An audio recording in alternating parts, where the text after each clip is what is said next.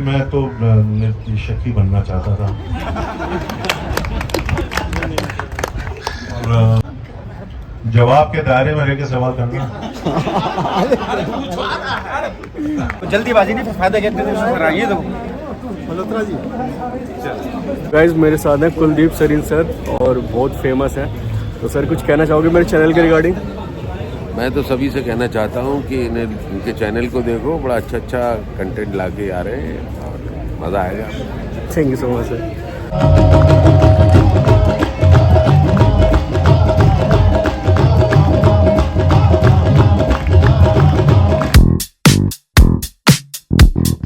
Hello guys, welcome back to my new vlog. I hope you are doing well, great guys. So शुरू करता हूँ आज का vlog. Guys आज मैं आया हुआ हूँ और यहाँ पे तिग्मांशु जी बहुत बड़े डायरेक्टर हैं, तो उनका एक पॉडकास्ट होने वाला है, तो उसी को कवर करेंगे गाइज व्लॉग में और देखते हैं कैसा रहता है। गाइज मैं बहुत ज़्यादा एक्साइटेड हूँ क्योंकि बहुत बड़े डायरेक्टर हैं और बहुत बड़ी बड़ी मूवी उन्होंने डायरेक्ट की है और एक्टर भी हैं काफ़ी सारी मूवीज़ में, और गैंग ऑफ वासेपुर में भी हैं वो। आपने उनका अगर डायलॉग देखा हो तो वो बोलते ना, बेटा तुमसे ना हो पाएगा। तो गाइस शुरू करते हैं आज का व्लॉग। एक बार जोरदार तालियां हो जाए तिग्मांशु धूलिया जी के लिए। क्योंकि इरफान मुझसे 2 साल सीनियर था, हम लोग जब फर्स्ट ईयर में आए तो सेकेंड ईयर था नहीं और सीधे थर्ड ईयर था।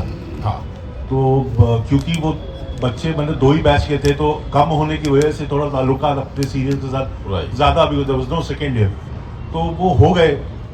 तो इरफान का सबसे पहले मतलब इरफान सभी जानते हैं कि बड़ा इंट्रोवर्ट किस्म का था।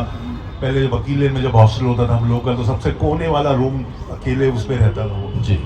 और शुतबा तब भी उसके साथ थी NSD से ही। मैं कभी करता भी नहीं था इरफान के साथ, मुझको इनफैक्ट डर भी लगता था बहुत, क्योंकि बहुत सजग स्पॉन्टेनियस तो था ही, लेकिन he was very aware actor था। वो सिर्फ एक्टर नहीं था, वो पूरी स्क्रिप्ट समझता था। बाकी के एक्टर्स अपना रोल समझते हैं और ज्यादातर जो और घटिया होते हैं वो सिर्फ डायलॉग समझते हैं, कितने डायलॉग है मेरे सीन में, तो उनको लगता है बोलने इज एक्टिंग।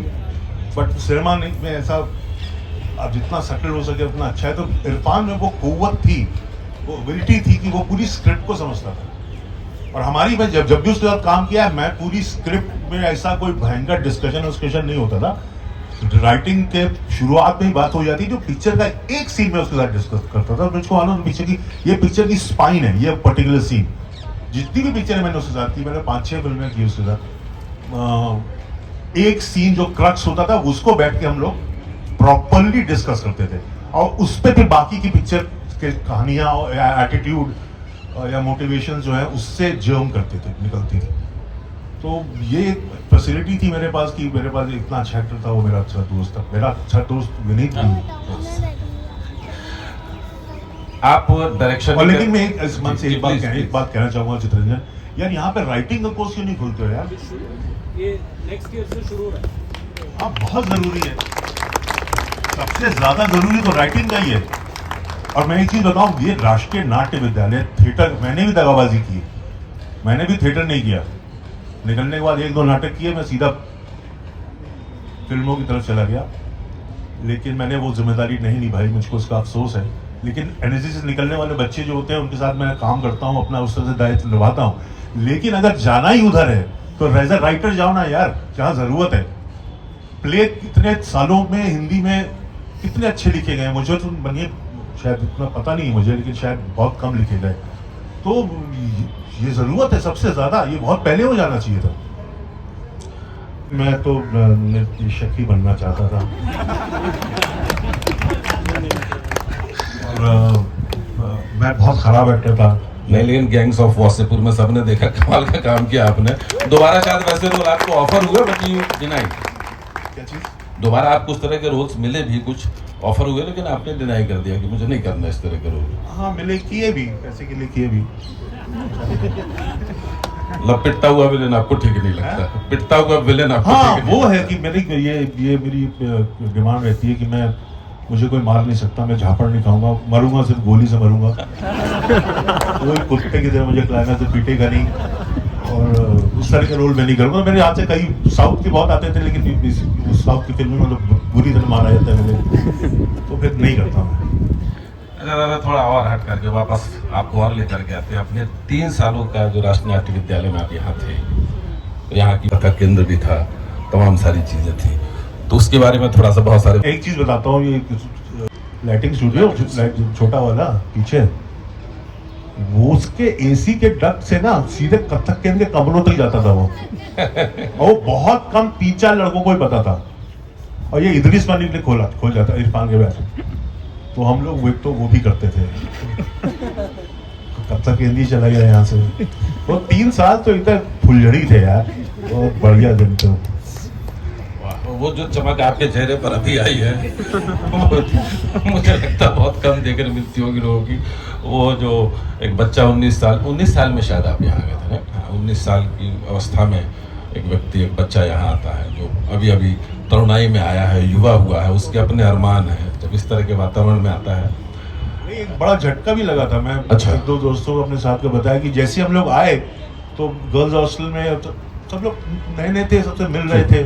1-2 दिन बाद गर्ल्स हॉस्टल में एक पार्टी सी रखी है हमारे बैच ने, मिलेंगे करके, और लड़कियों से 4-5 लड़कियां थी हमारे बैच में, कि चारों से 5 से पूछा गया कि 3 सबसे अच्छे लड़के क्लास में कौन है बताओ। किसी ने मेरा नाम नहीं लिया यार। बहुत मुझे इस बात का अफसोस है आज तक। आप रेगुलर क्लासेस करते थे? हाँ, करता था ईमानदारी से, मॉर्निंग क्लासेस भी? 2nd ईयर तक तो करते थे। अबे तुमको सब पता है, सब वही करते हैं यार।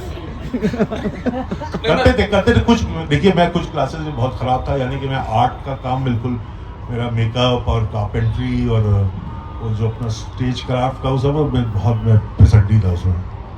और मैं सही बताऊं, पढ़ता तो मैं बहुत था, लाइब्रेरी में ज़्यादा टाइम बिताता था, लेकिन जैसे जब मॉडर्न इंडियन ड्रामा में आगे भाई बादल सरकार सारे नाटक पढ़ो, सबके तेंदुलकर जी के सारे नाटक पढ़ो, कौन मैं इतना वैसे ही बता रहा हूँ, इसीलिए मैं राइटर बना। मैं शुरू के 3 पन्ने पढ़ता था। आज इशू की लाइब्रेरी से कल डिस्कशन होगा ना क्लास में, शुरू के 3 पन्ने प्रेमाइस देख लिया चाहिए, ये कैरेक्टर मुद्दा ही है, एंड केस होता है, क्लाइमैक्स। और मैं सबसे ज्यादा मैं ही डिस्कस करता था दूसरे दिन क्लास में प्ले के बारे में, और मैंने प्ले नहीं पढ़ा होता था। बैठे, मैं चाहता हूँ कोई एक आध सवाल आप ना, सुनिए। अरे चिल्ला के बात करता है अभी, ठीक है, काफी छुड़ाते हैं। जवाब के दायरे में रहकर सवाल करना।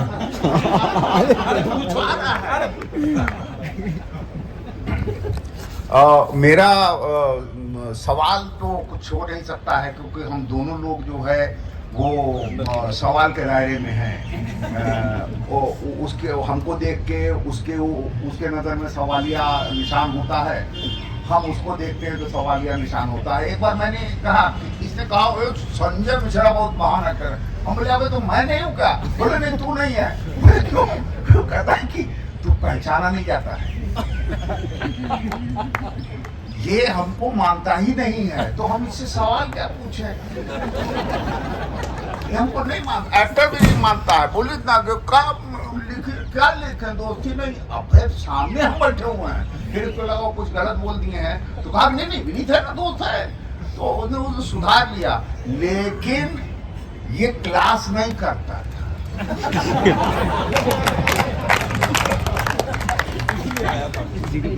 ये पूरी लाइब्रेरी छान गया था। ये इकलौता विद्यार्थी था हमारी क्लास में। मैं सबसे बुढ़ा था, ये सबसे छोटा था। इसे पता था कि इसे क्या लेना है। किसी भी टीचर कोई तवज्जो नहीं देता था। अपना लाइब्रेरी में गया, एक किताब उठाया और कहीं बैठ के उसको पढ़ने लगा। और बाकी इरफान के साथ तो गुत्थियां इनकी अपनी बनी ही हुई थी। बौद्धिक आदमी है ये, और बौद्धिक आदमी, अद्भुत है। बस हमको काम दे दे।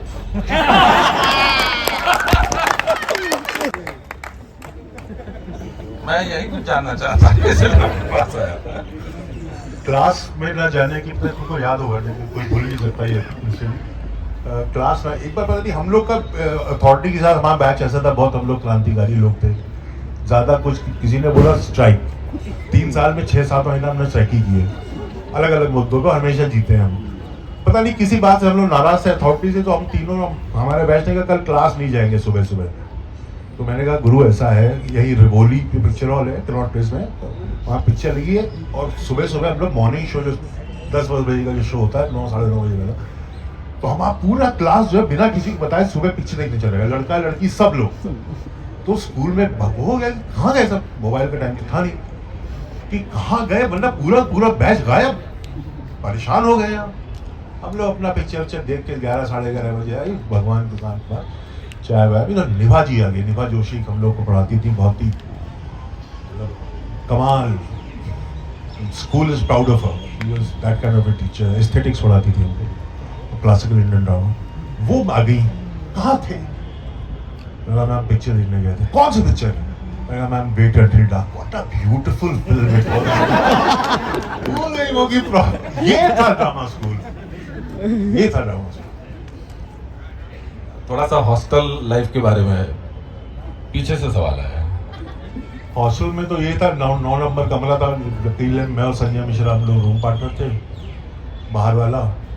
रात को हम लोग 2 लोग सोते थे, सुबह उठते थे 10 लोग सो रहे होते थे। गली का कुत्ता भी वही सो रहा होता था, तो ये आराम था। हमेशा सोचे थे कोई बाहर से, बॉम्बे से कोई सीनियर आ जाए तो हम लोग को आ जाएगा, ड्रिंक पिला दे। उसी आस में 3 साल हम लोग ने बिताया। सबका साथ हाल वही है। लेकिन फिल्मों को लेकर मैं इतने ऑ में था, sorry to cut you short, इतना ज्यादा मैं उसमें प्रभावित था सिनेमा को लेके कि एक बार जब्बार पटेल साहब है, उन्होंने थिएटर पे डॉक्यूमेंट्री बना रहे थे। तो जाहिर सी बात है ड्रामा स्कूल तो आना ही पड़ेगा अगर आप हिंदुस्तान की थिएटर बना रहे हैं। तो मुझको अच्छी तरह सर्कुलेशन यूनिट पे हम लोगों को कुछ क्लास चल रही थी, बॉडी मूवमेंट कुछ था। तो जब्बार साहब आए, उनके लाइट बॉयज अपनी बल्टी और बेबी और सब लेकर के, मैं लाइट बॉय को देख रहा हूँ ना, मुझे लग रहा है अमिताभ बच्चन है। मैं उसको ऐसे देख रहा था, इतने ऑ में था मैं। लाइट बॉय को मैं सोचा पता नहीं ये तो बॉम्बे में पता नहीं क्या शोले में इसीलिए लाइटिंग की है, इतना मैं ऑ में था। तो शायद इसीलिए मैं थिएटर को ठक से बाहर चला गया, निकल गया। ये था कि 3rd ईयर में जो छुट्टियाँ होती ना, तो पहले उसके छुट्टियों के बाद फिर हम लोग बाहर जाते हैं 1 महीने का प्ले करने किसी दूसरी जगह, सबके साथ होता है। तो वो छुट्टियाँ हुई और मेरा बचपन से, आज मेरी वाइफ है वो, तो मेरा 7th क्लास 8th क्लास का उसके साथ इश्क था। मेरे कॉलोनी में सामने ही रहती थी। तो जब मैं NSD में था तो विनीत को पता है, वो उनका ट्रांसफर यहाँ नोएडा हो गया, तो मुझसे मिलने आती थी वो। और कुछ ऐसा हुआ कि उसकी शादी वादी की बात होने लगी। हाँ, वो उसका वजह भी NSD है। हम लोग स्ट्राइक करते थे, तो NSD की जो स्ट्राइक होती थी, टाइम्स ऑफ इंडिया के 3rd पेज पे इतना बड़े फोटोग्राफ के साथ आती थी, खींचती थी, इतना जलवा था ड्रामा स्कूल का। तो हम लोग जब स्ट्राइक करते थे, उस मेरी वाइफ को, जो तुलिका नाम है उनका, वो उनकी पेंटिंग और आर्ट वर्क बहुत अच्छा था। तो हम लोग प्ले कार्ड लगा कि जिंदाबाद मुर्दाबाद वाले। तो मैंने कहा लिख दो जरा, इसको अच्छे से बना दो, बना के बैठ। तो यही बैठते नीम के पेड़ के बाहर, दरी लगा के सब लड़के बैठ रहे हैं। अब वो भी मेरे बगल में बैठी हुई थी। फोटो खींच के टाइम्स ऑफ इंडिया में छप गई, घर वालों को पता चल गया कि ये NSD पर जाती है टिश्यूज मिलने के लिए, बवाल, शादी। और मैं 22 साल का ही था सिर्फ, मेरे पास सर्टिफिकेट भी नहीं था, बर्थ सर्टिफिकेट, क्योंकि घर पे वो इलाहाबाद में। अब हमने भाग के पूरे NSD के दोस्तों ने, रॉबिंदा ने, सबने मिलके, मेरी बहुत 40 रुपए थे मेरी जेब में, तब हमने शादी कर ली।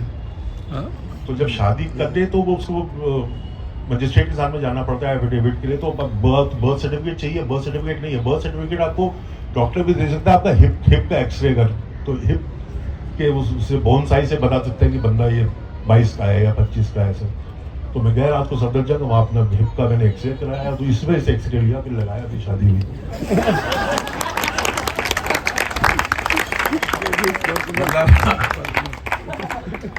तुलिका मिलने इनसे आती थी जी, और गाजियाबाद पहुंचाने मैं जाता था स्कूटर। तो ये अच्छे दोस्त का, तो दोस्तों का काम, इनका काम ही है। मैं जब प्ले कर रहा था, थिएटर कर रहा था इलाहाबाद में, तो एक्चुअली वो मेरा पहला प्ले था, मतलब पहला बड़ा जो प्रोफेशनल नहीं, जो सीरियस शहरों में होते हैं, स्कूल में सभी करते हैं। वो अंग्रेजी में था, निखत काजवी जो टाइम्स ऑफ इंडिया की फिल्म क्रिटिक थी, वो भी इलाहाबाद थी, उन्होंने लिखा था। उसका नाम अंग्रेजी में, उसका नाम था शेक्सपियर और ए गन। तो उसमें Tom, Dick and Harry 3 character थे, बैंक लूटने का, अनएम्प्लॉयड यूथ, ऐसा था, मजेदार सा था। तो वो प्ले के बाद मैं ग्रीन रूम में गया और मैं सिगरेट पी रहा था। तो मेरे फादर आए थे देखने और मैंने देखा मेरे फादर ग्रीन रूम में कॉन्ग्रेचुलेट करने के लिए आगे कि अच्छा था बेटा नाटक, और नजर पड़ी उनकी, उन्होंने मेरे हाथ में सिगरेट टक से पलटे और चले गए। और उन्होंने कभी भी नहीं बोला कि मैंने तुम्हें सिगरेट पीते हुए देखा है। ये उनके एक उन्होंने देखा कि मैंने भी उनको देख लिया, और वो सेकंड में जो एक शर्म, उनको भी रियलाइज की मुझे भी शर्म है इस बात से, वो एक सेकंड में पकड़, लेकिन उन्होंने कभी जिक्र नहीं किया, कभी कुछ नहीं किया। तो मैं इसको लगा उनकी वो ग्रेटनेस मानता हूँ। लेकिन ऐसा नहीं कि एनएसडी से निकला हुआ के सारे बच्चे टैलेंटेड होते हैं, ऐसा नहीं है जी। सबके बैच में अगर 20 बच्चे हैं बैच में, तो मुझे लगता है उसमें से 6, 7, 8 ही अच्छे होते होंगे, बाकी मीडियोकर होते होंगे। और सिर्फ देखिए, मैं फिल्म एक्टिंग जो है ना बहुत आसान चीज है, मैं सही बता रहा हूँ। Okay, is the easiest job in the world. हाँ, ये आपने कहीं कहा भी है। थिएटर में मालूम है, थिएटर को मैं नहीं छू रहा हूँ, थिएटर तो बाप रे सबसे मुश्किल है, लेकिन फिल्म में एक्टिंग करना सबसे आसान है, इजीएस्ट। और जिस तरह का काम हमारे देश में होता होगा, कौन सा बेंजामिन बटन बना रहे हैं हम लोग यहाँ पे, बनाते वही रहे ना जो होता है। क्यों हम लोग इतना हिपोक्रेट होकर बात करेंगे हम लोग बहुत ग्रेट काम कर रहे हैं? कोई नहीं कर रहा ग्रेट काम, मीडियोकर काम करना है सब। तो अगर मैं आपसे कहूँगा कि पिछले 10 सालों को देखते हुए कोई एक या दो चीज जो अगर आपको ये खुली छूट दे दी जाए कि सिनेमा में ये कुछ बदलाव की छूट आपको है, आप कर दीजिए, मेकिंग से लेकर के हर चीज में, तो वो कौन से 2 बदलाव है जो आप करना चाहेंगे? मेकिंग से तो नहीं करूंगा मैं उससे, लेकिन एग्जीबिशन सेक्टर जो डिस्ट्रीब्यूशन एग्जीबिशन सेक्टर है वो बहुत खराब है हमारे देश में। उसकी वजह से ही फिल्में नहीं चलती हैं, because of these PVRs, multiplexes, high price tickets. They don't sell you ticket, they sell you popcorn and samosa. Picture का टिकट तो साथ में दे रहे हैं, भेज तो वो रहे हैं, और इतना महंगा है कि लोग नहीं जाते, जिसकी वजह से जिस दिन वर्ल्ड सिनेमा डे होता है या वेंसडे या ट्यूसडे महाराष्ट्र में है, उस दिन हर पिक्चर का टिकट 200 रुपए का होता है। हर पिक्चर और भरा होता है, वो ट्यूसडे या वेंसडे पब्लिक को एक दिन है, हर पिक्चर और भरा होता है। वर्ल्ड सिनेमा डे में 100 रुपए का टिकट है, हर पिक्चर हॉल भरा देता है, ये उनको भी पता है। लेकिन आप 500, 600 बड़ी पिक्चर है तो 800, 1000, मतलब क्या है यार, कौन जाएगा देखने? वो सेक्टर बहुत खराब है, उसकी वजह से ही प्रॉब्लम है। पीवीआर की वजह, मतलब पीवीआर, आइनॉक्स जो भी है इसमें, उनकी वजह से cinema, they have killed cinema, murdered it. अरे कुलदीप भी आ गया, स्वागत है भाई हमारे मित्र। आप एक सवाल और, उसके बाद फिर मैं उम्मीद करूंगा आप लोग भी बहुत कुछ पूछना चाहते होंगे, बात करना चाहते होंगे टिशू भाई से। लेकिन मुझे किसी ने बताई थी, किसी बहुत बड़े राइटर ने, किसी एक बहुत बड़े एक्टर के, जो सबसे बड़ा महान एक्टर है हमारे देश के, कि इनका क्या था, तो he said कि he never used to spend his time with losers। अभी बहुत कड़वी बात है, ऐसा मैं तो नहीं मानता उस बात को, मैं तो कि कैसे, लेकिन मुंबई में यही है, you have to be with winners, around winners। फिर आपको एक्टिंग करनी है, लिखना है, कुछ भी सब हो जाता है। तो आप एनएसडी का जो प्ले लिखेंगे उसमें मैं आपको असिस्ट कर दूं? हाँ जरूर। Thank you sir. Thank you. Next. लेकिन अगर आप लोग बॉम्बे जाते हैं सब लोग कि हम लोग हीरो बनेंगे, आज तक Naseeruddin Shah not a superstar, he is a great actor. जो गाना नहीं गा सकता ना, वो स्टार नहीं बन सकता, ये जान लो। जो गाने डांस नहीं कर सकता ना, वो सुपरस्टार नहीं बन सकता कभी, कभी भी। आप लोग अपना इकोसिस्टम खुद बनाना पड़ेगा, मिलना पड़ेगा लोगों को, आप लोगों को मिलके एक ग्रुप या कुछ मूवमेंट करना पड़ेगा। एनएसडी से निकल, वही में अगर निकल के बॉम्बे ही जाना है तो यहीं पे अपना एक अच्छा लाइक माइंडेड लोग मिलकर अपना एक इकोसिस्टम बनाओ ना यार। आइसोलेशन में काम करोगे तो स्ट्रगल बहुत लंबा हो जाता है। बहुत बहुत शुक्रिया आप सभी। मैं अपने अंदाज में ही बोल दूंगा, सन्नाटे को चीरती सनसनी सन्न कर देती है इंसान को, और टिशू भाई है सिनेमा की सबसे बड़ी सनसनी। बहुत बहुत शुक्रिया। एक बार जोरदार तालियां हो जाए हमारे आज के दोनों गेस्ट के लिए। We are going to start in another 2 minutes. We are just ready and we are just waiting for the spectators. All the spectators, please start coming. Thank you. Guys आपने इनको देखा होगा CID, crime petrol and other web series में और movies में भी हैं ये, और इनका नाम है गुलशन पांडे सर। तो सब इनके साथ फ़ोटो शूट करवा रहे हैं और बहुत ही ज़्यादा खुश हो गए हैं लोग इन्हें देखकर तो सबका शूट चल रहा है, मैंने चारों तरफ से कवर किया है अभी। और वैसे मैंने भी एक सेल्फी ली है सर के साथ। सर के ज़्यादातर सीन पुलिस वाले के ही होते हैं, इंस्पेक्टर बनकर ही आते हैं।